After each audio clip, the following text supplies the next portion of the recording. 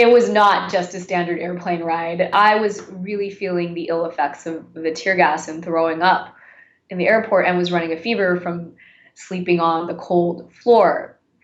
So repeatedly, as they were trying to put us on the plane, I was asking to see a medical doctor, which was not provided, and and to speak to the American embassy, which they also refused to allow me to do. And on the plane, when I sat on the plane, it was a normal commercial carrier, but it's owned by Bahrain. Um, my hands were yanked backwards severely above my head. My head was pulled back, and I was handcuffed for the duration of the flight, which was over 7 hours. And eventually, I checked myself into the ER when I came back on Monday, and it turns out that I have a sprain in my shoulder, where the doctor said that the muscle had separated from the bone, and there was blood seeping out.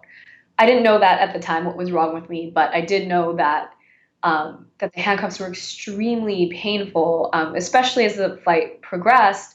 They got tighter, and I don't know if it was because of movement or because my wrists were swelling.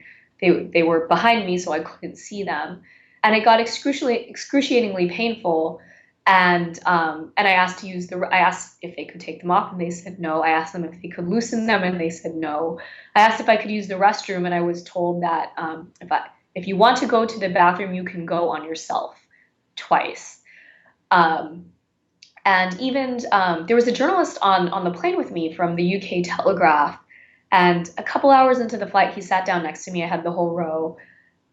He tried to interview me, and he was threatened as well. He was told he better put away his notebook, that he was not allowed to talk to me. And he asked, under what regulations can I not talk to her?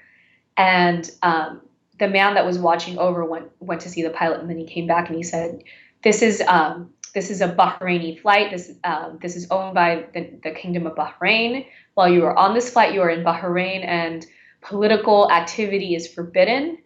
And talking to her is a political activity. So you must return to your seat. You cannot talk to her. Now I have a really clear picture of what Bahraini activists face. Even though I only experienced a small taste of it, but when I was in Bahrain for the short period of time that I was there, everybody I talked to had an experience about being tortured in jail.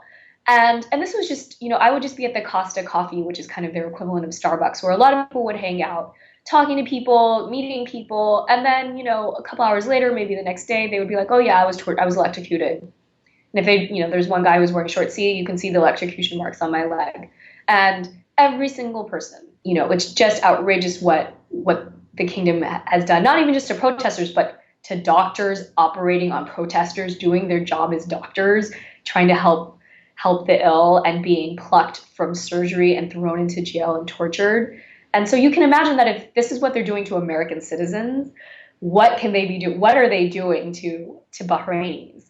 As an attorney in the United States, I've actually represented a detainee in Guantanamo Bay, Cuba, and the U.S. has used stress positions against against people in Afghanistan and in Guantanamo Bay. That's been documented, and to extract confessions from them. And we've always argued that these stress positions are considered either harsh interrogation techniques or torture, and that any confessions that come from them should be discarded because people will say anything to escape the pain. And when I was being handcuffed, I was thinking about my client, and I'll tell you, if whatever they wanted me to say, I would have said it at that moment. It was really painful. I think that my experience has made me even, want to really speak out even more about what's happening in Bahrain.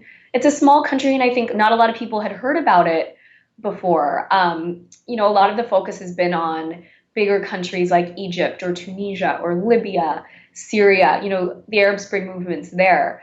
And here we have like a tiny country, but it's a really special movement. I mean, it's indigenous, it's unarmed, it's untainted by outside influence. And I think as a civil rights attorney, I probably know my rights as an American more than the average person. I'm familiar with, the right to remain silent and the right to an attorney. And I mean, most people know about that. But then there's, all these other rules of criminal procedure that maybe Not everyone gets in the United States. A lot of people don't, but they're there on the books.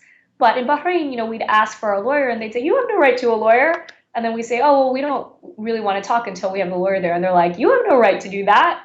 And it's like those basic rights just aren't even there, at all. Like you can't even bring them up. Like they'll laugh at you. I mean, the whole thing was a charade and a kangaroo court, and it's all and that, you know, and we got more than Bahrainis get.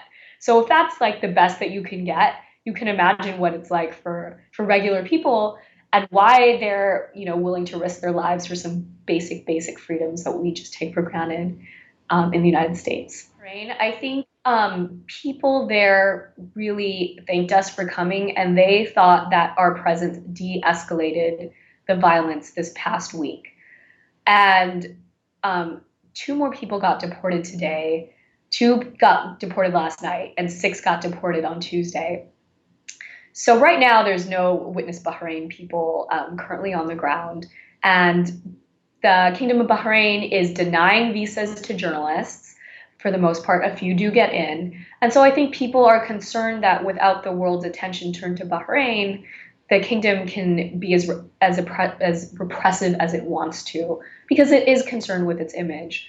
So I think it is really important for journalists to try to get there to report, and for people, just regular people, to go there, maybe join Witness Bahrain or just on their own, and to talk to people and to hear what's going on and to do the best that they can, because I think it does make a difference.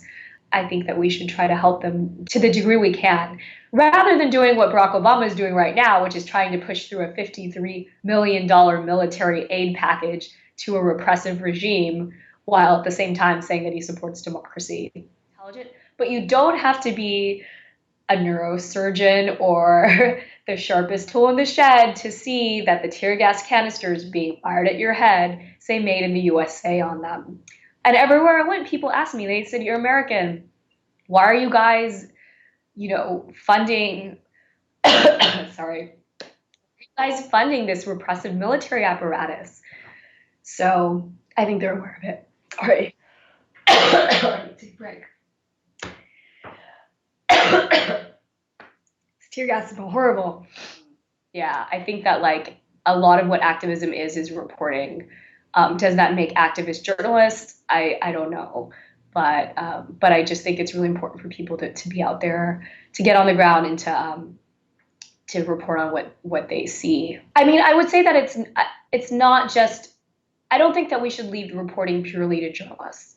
If I believe that, then Witness Bahrain would never have been launched, because people who are official journalists were not allowed in.